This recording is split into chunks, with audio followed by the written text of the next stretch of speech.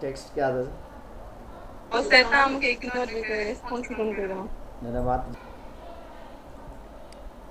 Human heart में total केतिरा chambers आहिनि? tá. 4 पक human heart possesses 4 chambers. Human heart में ह्यूमन हार्ट possesses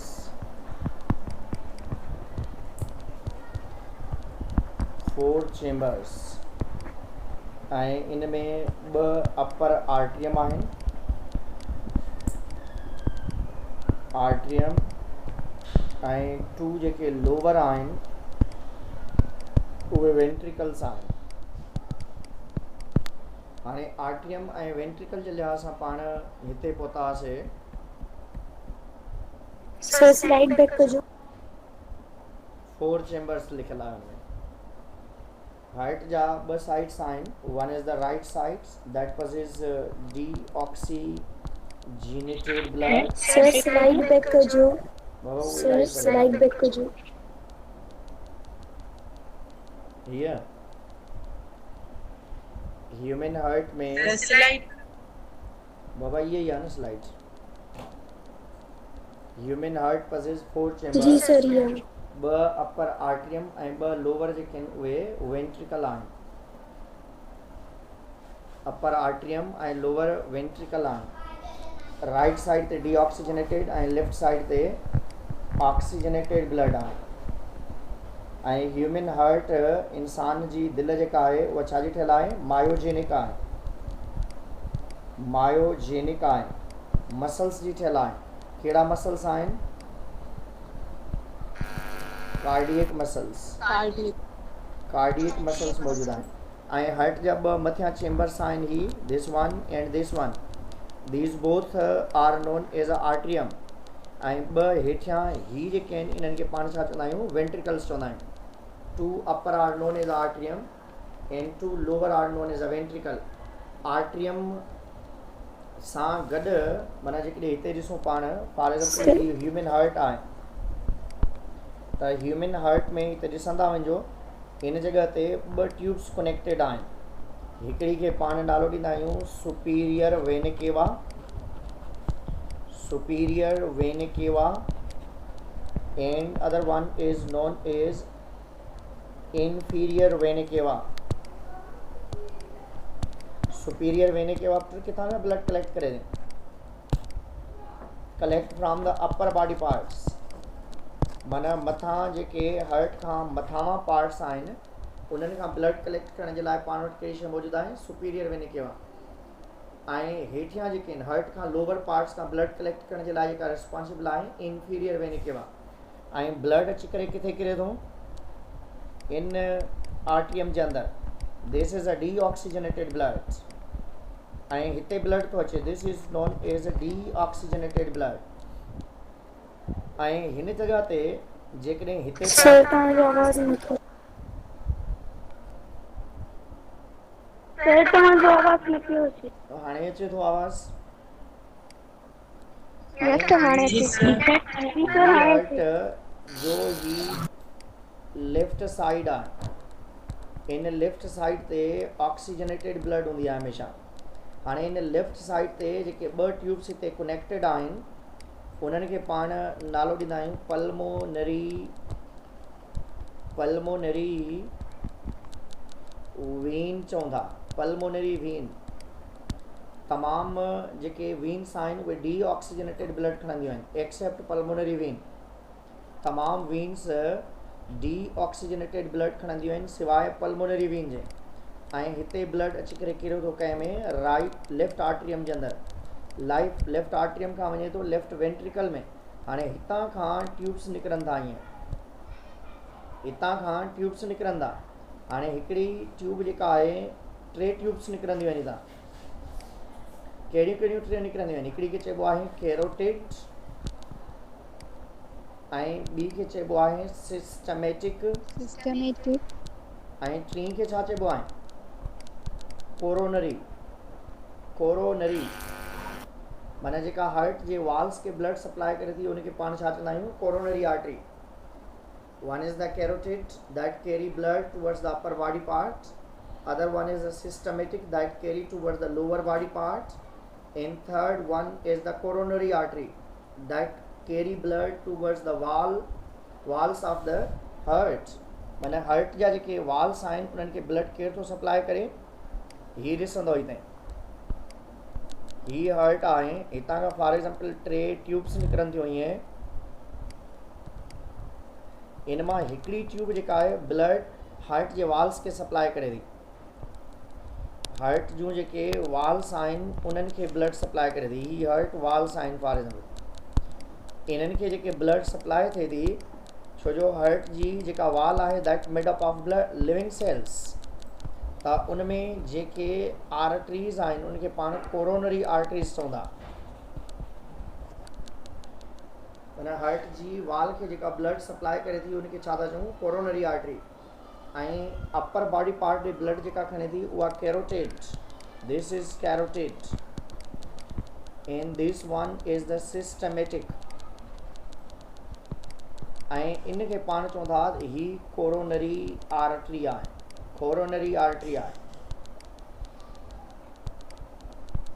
हाणे हार्ट जे अंदरि पाण जीअं कल्ह डिस्कस कयोसीं त हार्ट में अहिड़े तरीक़े सां चेंबर्स जे अंदरि हिकिड़ी सेप्टम आहे. This septum is known as inter आर्टियो वेंट्रिकुलर सेप्टम. इंटर आर्टियो वेंट्रिकुलर सेप्टम. हाँ कयां थो. ऐं उन खां बाद में ही जेका आहे this is known as inter atrial septum. And this one is known as interventricular septum.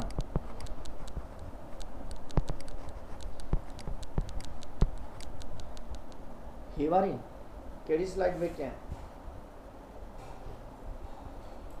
ये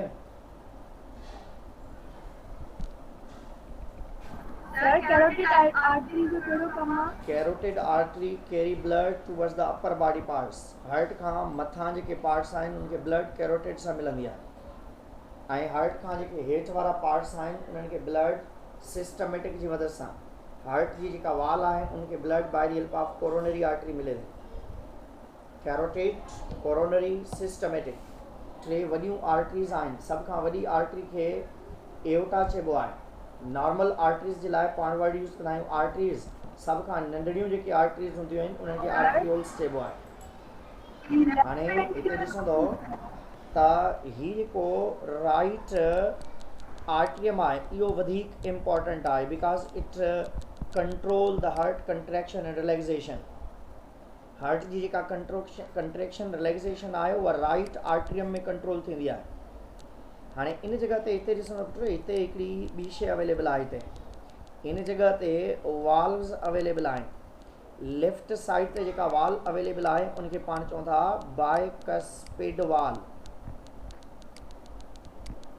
ऐं जेका लेफ्ट राइट साइड ते आहे उनखे चइबो अथव ट्राइकस्पिड वाल. वरी ॾिसंदो दोबारा ॾिसी वेंदो. For example this is a heart. अहिड़े तरीक़े सां ही हार्ट आहे असां वटि. हिते इन पॉइंट ते वाल्व अवेलेबल आहे. राइट साइड ते जेको वाल आहे उनखे पाण चवंदा ट्राइकस्पिड वाल. जेको लेफ्ट साइड ते आहे उनखे चवंदा बाइकस्पिड वाल. ट्राइकस्पिड वाल जेका आहे 3 फ्लैप हूंदा आहिनि उनजा. ट्राइकस्पिड वाल जा 3 फ्लैप हूंदा. ट्राइकस्पिड माना बाइकस्पिड जेको आहे अहिड़े तरीक़े सां 2 साइडनि तां कनेक्ट थी करे उनखे बंदि कबो आहे.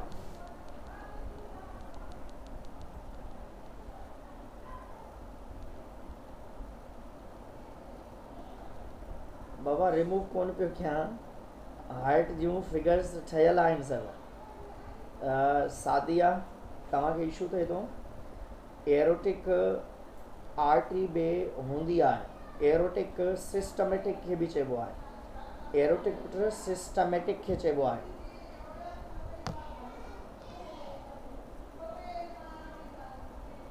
ऐं उन जो फंक्शन सिस्टमेटिक जो function carry blood toward the lower body parts. ही ॾिसो ही आहिनि, ये सभु फिगर्स ठहियल आहिनि, का बि मिटाई न आहे। सादिया ॾिसंदी वञ, सादिया पुट ॾिसंदी वञ तूं, ही आहे, ही वारी आहे,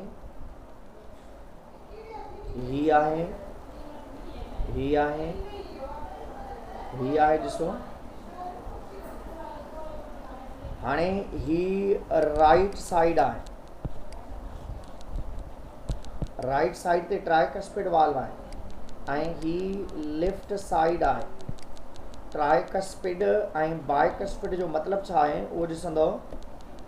बाइकस्पिड जो मतिलबु आहे ही कैविटी जी ओपनिंग आहे, ॿिनि साइडनि तां छिकिजी करे बंदि थिए थो। ईअं ओपनिंग जेको आहे जॾहिं ॿिनि पॉइंट्स तां छिकिजी करे बंदि थिए त उनखे बाइकस्पिड चइबो आहे। जेकॾहिं ओपनिंग जेका आहे उहा 3 पॉइंट्स तां छिकिजे, ईअं अहिड़े तरीक़े सां फ्लैप लाइक स्ट्रक्चर हूंदी आहे। बाइकस्पिड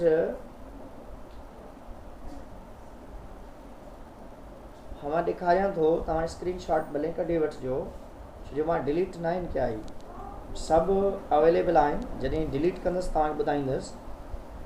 ट्राइकस्पिड राइट साइड ते अवेलेबल आहे, बाइकस्पिड वाल लेफ्ट साइड ते आहे। हाणे इन्हनि ॿिन्हिनि वाल्स जे लाइ असां चवंदा आहियूं इंटर आर्ट्रियल वाल्व्स आहिनि, sorry inter atrio ventricular valves आहिनि। इंटर आर्ट्रियो वेंट्रिक्यूलर वाल्व आहिनि। इंटर आर्ट्रियो वेंट्रिक्यूलर वाल्व्स आहिनि। राइट आर्ट्रियम ऐं लेफ्ट आर्ट्रियम जे विच में ट्राइकस्पिड वाल्व ऐं लेफ्ट आर्ट्रियम ऐं लेफ्ट वेंट्रिकल जे विच में बाइकस्पिड वाल्व। हार्ट जी ॿाहिरी मेम्ब्रेन जेका आहे पेरिकॉर्डियल मेम्ब्रेन, ऐं हार्ट जी जेका ही वारी जेका राइट आर्ट्रियम आहे, हिन राइट आर्ट्रियम खे जेकॾहिं ॾिसंदव त हिन जॻह ते पुट हिकिड़ो नोड अवेलेबल आहे, that known as SA node चइबो आहे। हिन SAN sino atrial node. Heart beat खे कंट्रोल करण जे लाइ, हार्ट बीट खे कंट्रोल करण जे लाइ sino atrial valve atrial node हूंदो आहे। SA नोड हिनखे चइबो आहे, SA नोड चइबो आहे हिनखे। This also known as pacer, pace maker बि चइबो आहे हिनखे। छा थो करे ही control heart contraction and relaxation, or we can say rhythmic contraction of heart। rhythmic contraction जेका है, or we can say heart beat जेका पंहिंजी rhythmic थिए थी, माना 72 टाइम्स जेका हार्ट बीट करे थी पर मिनट में, उहा कंहिंजे करे बीट करे पई, इन साइनो आर्ट्रियल नोड जे प्रॉपर वर्क करण जे करे। पर कुझु माण्हुनि में SA नोड जेको आहे उहो ख़राबु थी वेंदो आहे, जंहिंजे करे हार्ट बीट कॾहिं वधंदी आहे कॾहिं घटि थींदी आहे। SA node sino atrial node that is present in the right atrium, that is present in right atrium. Right atrium में 2 नोड हूंदा आहिनि। हाणे ही ॾिसो,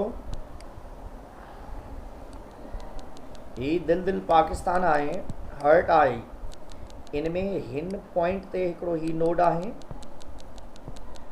this node is known as SA node, ऐं हिन पॉइंट ते हिकिड़ो ॿियो नोड आहे, this is known as AV node. Right atrium जे अंदर SA node is the modified structure of sinus venusis, जेको पाण ट्राई चेम्बर्ड हार्ट में एम्फीबियंस में पढ़ी आहे रेप्टाइल्स एंड एम्फीबियंस में they have a particular small cavity. That cavity is known as a sinus venosus. Here that sinus venosus is modified into SA node, sino-arterial node इनके पाण चवंदा SA node, sino-arterial node.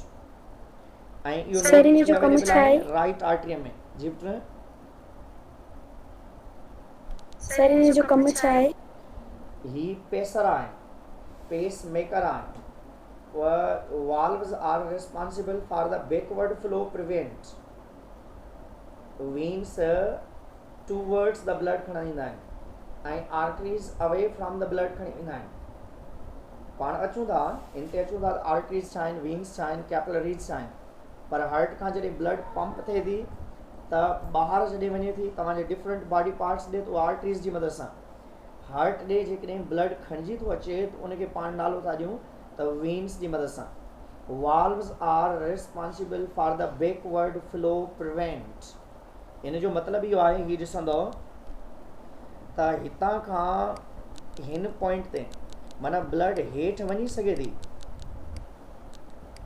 पर जॾहिं ही ॿई आर्टियम contract थींदा त ब्लड वेंदी कंहिं में वेंट्रिकल में जॾहिं ब्लड आर्ट्रियम मां निकिरी करे वेंट्रिकल में वेंदी त हाणे वेंट्रिकल खां वापसि नथी वञी सघे हालांकि ही कैविटीज़ त आहिनि न स्पेस त आहिनि न माना जॾहिं आर्ट्रियम कंट्रेक्ट थिए त पोइ रिवर्स बैक थिए न छाजे करे रिवर्स बैक नथो थिए छो जो ही वाल्व्स ब्लॉक थी था वञनि वाल्व इन ब्लड खे हेठि छॾे सघनि था पर इनखे वापसि नथा वञणु ॾेई सघनि त इन करे इन जो मतिलबु आहे that are responsible to stop the flow of blood towards the back or towards the atrium खां ब्लड वेंट्रिकल में वञी सघे थो पर वेंट्रिकल खां ब्लड आर्ट्रियम जे अंदरि रिवर्स बैक नथो थी सघे छाजे करे नथो थी सघे छो जो वाल्व्स अवेलेबल आहिनि because valves are available valves जो कमु इहो आहे बैकवर्ड फ्लो प्रिवेंट करणु माना ब्लड खे रिवर्स बैक थियण न ॾींदा आहिनि ब्लड खे वापसि वञणु न ॾींदा आहिनि ब्लड खे रिवर्स बैक न थियण जे लाइ हिते कंहिं शइ जी अवेलेबिलिटी आहे हिन जी अवेलेबिलिटी आहे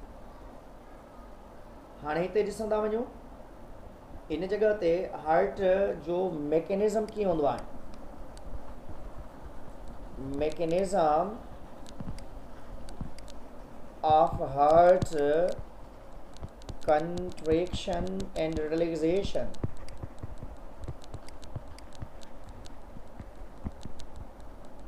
हार्ट कंट्रैक्ट एंड रिलैक्स कीअं थी थिए उन जे लाइ हिकिड़ो सिस्टम आहे पूरो ही असां वटि हार्ट आहे दिलि आहे हाणे ॾिसजो हिते ही असां वटि जी बाबा ॿुधायो सर एवी नोड ऐं एसए पेसमेकर में कहिड़ो फ़र्क़ु आहे एवी नोड ऐं एसए नोड एवी नोड चइबो आहे आर्ट्रियो सर ॿिन्ही में डिफरेंस कहिड़ो आहे आर्ट्रियो वेंट्रिकुलर नोड इंफॉर्मेशन खे फैलाईंदो आहे इंफॉर्मेशन खे फैलाए थो उनखे फर्दर ट्रांसमिट करे थो बाबा हार्ट अटैक अॻिते आहे न असां डिज़ीज़ आहे पढ़ूं था हार्ट अटैक अलॻि हिकिड़ो प्रॉब्लम आहे उहो कोरोनरी आर्टरी जे ब्लॉक थियण जे करे हार्ट खे ब्लड सप्लाई न थी सघंदी आहे तंहिंजे करे हार्ट अटैक थींदो आहे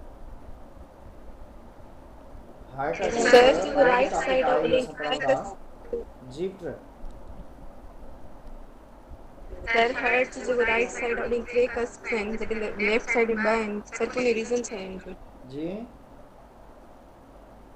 हार्ट जी राइट साइड में ट्राइकस्पिड वॉल्स आहिनि ऐं लेफ्ट साइड में बाइकस्पिड आहे सर इनजो रीज़न छा आहे उहो उनजे करे छो जो उते फ्लैप ॿ हूंदा आहिनि फ्लैप जो मतिलबु इहो आहे त ॿिनि साइडनि खां माना बाइकस्पिड ऐं ट्राइकस्पिड जो मतिलबु इहो आहे त हीअ जेका वाल्व आहे ॿिनि साइडनि खां छिकिजी करे हीअं बंदि थिए थो तंहिंजे करे हीअ बाइकस्पिड आहे माना ॿ कस्प अथसि कस्प माना फ्लैप अथसि हीअं ट्राइकस्पिड जो मतिलबु आहे टिनि साइडनि खां छिकिजे थो हीअं अहिड़े तरीक़े सां टे कस्प अथसि हिते माना हिकिड़ी पॉइंट खे टिनि साइडनि खां छिके करे बंदि करणु ट्राइकस्पिड हिकिड़ी शइ खे ॿिनि साइडनि खां छिके करे बंदि करण जे लाइ बाइकस्पिड जो वर्ड यूज़ कंदा पाण जेको राइट साइड आ हुन साइड ट्राइकस्पेड वॉल छो पर हाणे आहे यादि रखिजो, आहे छो आहे हाणे ट्रिक थो ॿुधायां तव्हांखे। राइट आहे न, ही ॾिसो राइट आहे, राइट इन पासे आर वारो अथव, ट्राई वारो, or for tri, tricuspid अथव हिते, ॿिए पासे बाई कस्पिड अथव, लेफ्ट साइड ते बाई कस्पिड अथव, राइट साइड ते ट्राई कस्पिड अथव। हाणे इन राइट आर्ट्रियम जे अंदरि नंढड़ी हिकिड़ी स्ट्रक्चर आहे हिते जंहिंखे पाण एस ए नोट चऊं था। दिस इज आवाज़ नथो अचे मूंखे, छा पई ॿुधाई?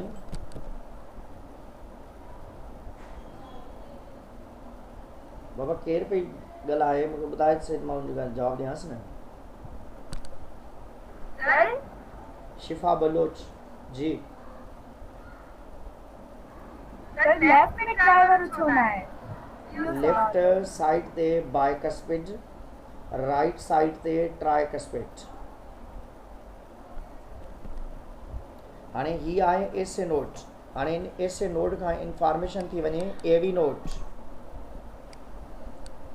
एस ए नोड खां इंफॉर्मेशन थी अचे अहिड़े तरीक़े सां। पोइ हितां खां वठी हिते ॿ वॾा फाइबर्स हूंदा आहिनि हिते। It possesses two large fibers that known as bundle of His.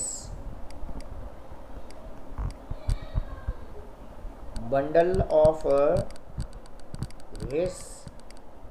हाणे इन बंडल ऑफ हिस खां नंढा नंढा फाइबर्स निकिरंदा आहिनि।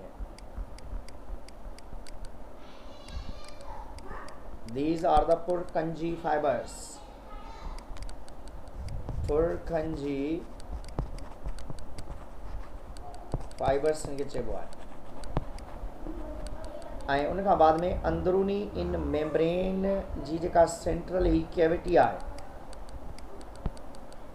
इन ते मसल्स हूंदा आहिनि। इन्हनि खे फाइबर्स खे पुरकंजी फाइबर्स, ऐं ही जेके मथीं सरफेस आहे, इन सरफेस खे चइबो आहे पेपलरी मसल्स। पेपलरी मसल्स चइबो आहे। ऐं इन वाल वारी जगह ते, इन पॉइंट ते, एट द वाल पॉइंट्स जिते वाल्व्स अवेलेबल आहिनि, हिते स्पेशल मसल्स हिकिड़ा अवेलेबल आहिनि। उन्हनि खे पाण नालो ॾींदा आहियूं चार्डा टेंडोनी। कार्डा या चार्डा, चार्डा या कॉर्डा टेंडोनी। टेंडोनी कहिड़ा आहिनि हाणे ॾिसजो, मां हिनजी लिंक ठाहियां थो, हिते ॾिसंदा हलो। First one, that is a SA node, SA node to AV node, AV node to bundle of His। हाँ रिपीट क्या दो, bundle of His, Purkinje fibers, papillary muscles,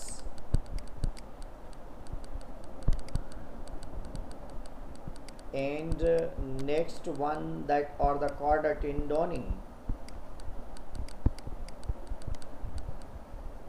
and next that is connected with the valves। पहिरें हूंदा आहिनि एसे note, माना जीअं ई superior and inferior वेन केवा मां blood अची करे थी राइट आर्ट्रियम में, सुपीरियर हितां खां जेके ॿ ट्यूब्स कनेक्टेड आहिनि हिते, सुपीरियर एंड इंफीरियर, उनखां जीअं ई ब्लड हिते किरे थी ऐं जीअं ई राइट आर्ट्रियम फुल थिए थो, ऐं उन आर्ट्रियम जे फुल थियण सां हिते सेंसेशन क्रिएट थिए थी। एस ए नोड ही आहे, this is S A node. ऐं ही आहे after A V node. A V node खां इंफॉर्मेशन थी अचे बंडल ऑफ हिस ॾे, बंडल ऑफ हिस मां इंफॉर्मेशन थी वञे पुरकंजी फाइबर्स ॾे। पोइ लास्ट में जेका ही कैविटी, अंदरूनी कैविटी आहे, उन कैविटी खे कवर था कनि पेपलरी मसल्स। ऐं पेपलरी मसल्स जेके आहिनि कनेक्टेड हूंदा आहिनि कंहिं सां, चार्डा टेंडोनी सां, चार्डा या कॉर्डा टेंडोनी सां, चार्डा कॉर्डा टेंडोनी सां इन्हनि जो कनेक्शन हूंदो आहे। त त अहिड़े तरीक़े सां इन्हनि जी इन पॉइंट ते हिन जॻह ते हिते जेको आहे कनेक्शन हूंदो आहे हिन पॉइंट ते हिते कनेक्शन हूंदो आहे पहिरीं शिफ्ट ॾिसंदो SA node, then that will be the AV node, then bundle of hairs, then Purkinje fibers, papillary muscles, chorda tendoni, and the last one are known as the valves. हाणे जीअं ई right atrium full थिए थो त ॿई atrium contract थींदा था ॿई atrium गॾु कंट्रैक्ट थींदा आहिनि ॿई वेंट्रिकल गॾु रिलैक्स थींदा आहिनि हाणे ॾिसंदो ॿई आर्ट्रियम दोबारा मां लिखी थो वञा ॿई आर्ट्रियम कंट्रैक्ट थींदा जॾहिं कंट्रैक्शन थींदी त उनखे पाण छा चवंदा आहियूं systole heart contraction is known as a systole ऐं जॾहिं आर्ट्रियम रिलैक्स थींदा त उनखे पाण नालो ॾियूं था डायस्टोल ऐं उन खां बाद में पाण ॾिसूं था वेंट्रिकल्स में वेंट्रिकल कंट्रैक्शन खे बि पाण साॻियो ई नालो ॾींदासीं छा चवंदासीं सिस्टोल ऐं वेंट्रिकल रिलैक्सेशन जे लाइ बि वर्ड यूज़ कंदासीं पाण डायस्टोल हाणे हिकिड़ी शइ यादि रखंदव जॾहिं ॿई आर्ट्रियम कंट्रैक्ट थींदा ॿई वेंट्रिकल रिलैक्स थींदा जॾहिं ॿई वेंट्रिकल रिलैक्स थींदा त ॿई आर्ट्रियम कंट्रैक्ट थींदा atrium contract ventricle relax ventricle contract atrium relax माना ॿई गॾु कंट्रैक्शन न थींदी आहे बोथ आर्ट्रियम सिस्टोल में हूंदा त उन दौरान both ventricles will be in diastole माना कॾहिं बि गॾु जेके आहिनि कंट्रैक्शन रिलैक्सेशन जेकॾहिं ॾिसंदव त ॿई आर्ट्रियम कंट्रैक्ट थींदा त ॿई वेंट्रिकल रिलैक्स थींदा जेकॾहिं ॿई वेंट्रिकल रिलैक्स थींदा त ॿई आर्ट्रियम कंट्रैक्ट थींदा त सिस्टोल ऐं डायस्टोल ॿिन्हिनि सां गॾु कंसर्न हूंदी आहे कंहिं हिकिड़े सां न हूंदी आहे ॾिसंदा वञो जंहिंखे फोटो कढणो आहे भले कढे वठो सर बंडल ऑफ हिस समझ में न अचे जो ॿई आर्ट्रियम कंट्रैक्ट थींदा त आर्ट्रियल सिस्टोल हिन दौरान ॿई वेंट्रिकल रिलैक्स हूंदा त वेंट्रिकुलर डायस्टोल जॾहिं ॿई आर्ट्रियम कंट्रैक्ट त वेंट्रिकल रिलैक्स त आर्ट्रियम कंट्रैक्ट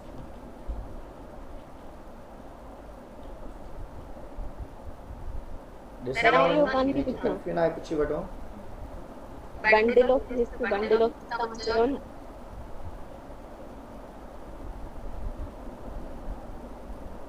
सर जी को तव्हां खे ॿुधायो बंडल ऑफ हिस मूंखे जी वो सर वेव थींदो बंडल ऑफ हिस नथो अचे समझ में केरु पई ॻाल्हाए सर बंडल ऑफ हिस तव्हां छा खे चयो मूंखे बंडल ऑफ हिस न ये गल इंटर वेंट्रिकुलर सेप्टम में ॿ वॾा फाइबर हूंदा आहिनि उन्हनि वॾनि फाइबर्स खे बंडल ऑफ हिस चइबो आहे ऐं उन बंडल ऑफ हिस मां नंढा नंढा ॿिया निकिरंदा फाइबर उनखे पुरकंजी फाइबर्स चइबो आहे पुरकंजी फाइबर्स वरी सेंट्रली हिकिड़ी कैविटी खे कवर कंदा आहिनि उनखे पेपिलरी मसल्स चइबो आहे ऐं इहे papillary muscles at the point of valve that known as a chorda tendineae या कॉर्डा टेंडोनी जो नालो ॾिबो आहे चार्डा टेंडोनी या कॉर्डा टेंडोनी जो नालो ॾिबो हाणे हिकिड़ी ॿी शइ ॾिसंदो टिनि ॼण हिकिड़ी शइ जेका पुछी वेंदी आहे स्पेशली उहा हीअ अथव त जेका हर्ट आहे असांजी हिते ॾिसजो हार्ट जो जेको लेफ्ट साइड आहे उन जूं वाल्व्स मोटियूं हूंदियूं आहिनि ऐं कैविटी नंढड़ी हूंदी आहे ही कैविटी अथसि फॉर एग्जाम्पल इन कैविटी जो ही ल्यूमन अथव दिस इज कैविटी हाणे इन जूं वाल्व्स जेके आहिनि उहे थिक हूंदियूं आहिनि, इन जूं ही वाल्व्स आहिनि that are thick, more muscularised, thick ऐं मोर मस्कुलराइज्ड हूंदी आहे, मस्क्यूलराइज्ड आहे। ऐं जॾहिं तव्हां इन जूं जेके वाल्व्स हूंदियूं आहिनि उहे हीअं हूंदियूं आहिनि, ॾिसंदो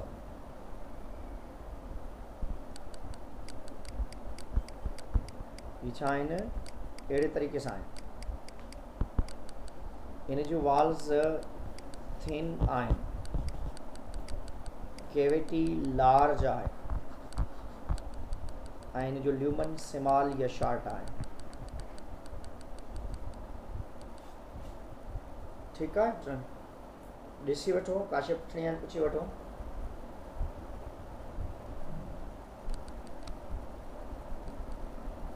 सर हिकिड़ी साइड जूं वॉल्स थिक छो आहिनि ऐं ॿिए जूं थिन छो आहिनि? लेफ्ट वेंट्रिकल खे ब्लड पंप करिणो आहे पूरी बॉडी जी तरफ़, तंहिंजे करे हुनजूं वाल्स मस्कुलराइज्ड हूंदियूं, it create the pressure. Cavity अंदरि नंढी हूंदी, हुनजूं वाल्स मज़बूत हूंदियूं त ज़ोर सां जेको आहे असांजे डिफरेंट बॉडी पार्ट्स ताईं ब्लड खे सप्लाई करे सघिबो।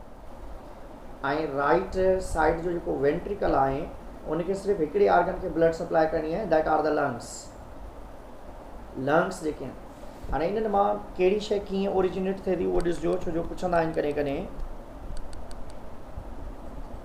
त हिते हिन जॻह ते, छो जो फिगर असल में मथां खां ई पार्ट्स जेके हिननि जा डेवलप थींदा आहिनि, पर मां हिते तव्हांखे सम्झायां थो कहिड़ी शइ कीअं आहे।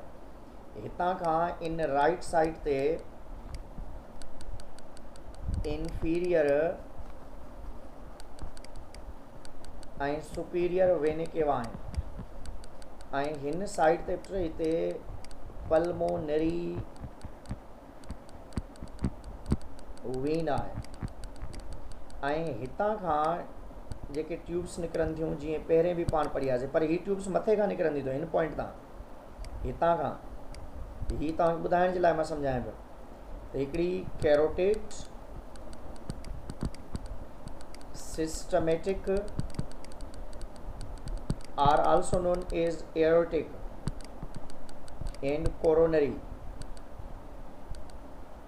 ऐं हितां खां जेका ट्यूब निकिरंदी उनखे पाण नालो ॾींदासीं पल्मोनरी।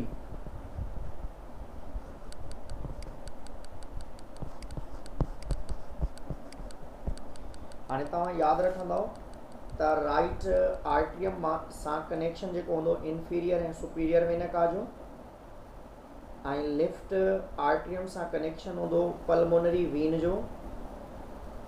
लेफ्ट वेंट्रिकल मां जेका शइ ट्यूब ओरिजिनेट थींदी कैरोटिड, एरोटिक ऐं कोरोनरी, ऐं राइट मां जेका ओरिजिनेट थींदी उनखे पाण नालो ॾींदासीं पल्मोनरी।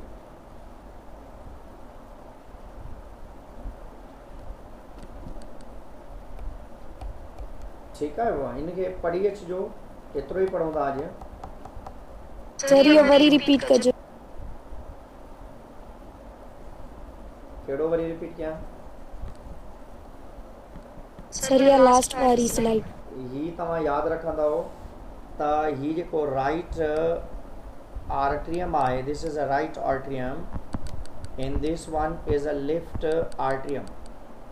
राइट आर्ट्रियम सां इंफीरियर ऐं सुपीरियर वेने केवा कनेक्टेड आहे, लेफ्ट साइड खां पल्मोनरी वेन कनेक्टेड आहे। ही जेका लेफ्ट वेंट्रिकल आहे इन मां कैरोटिड, सिस्टमेटिक ऐं कोरोनरी निकिरे थी, पर इन्हनि जी ओरिजिनेशन हितां खां हूंदी अथव, मथां खां, हितां खां, माना ईअं ई हितां खां कनेक्टेड हूंदा आहिनि, ईअं न आहे त हेठां खां हूंदा आहिनि जीअं हीअ असां फिगर ठाही आहे।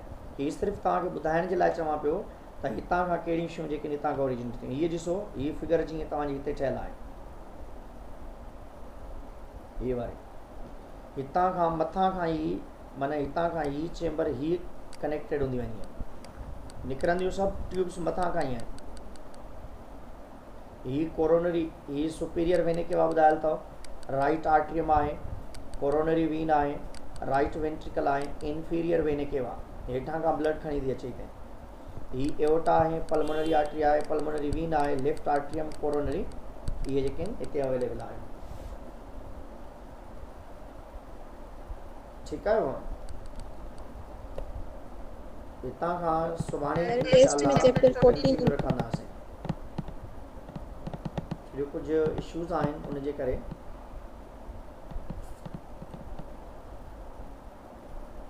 अल्लाह हाफ़िज़।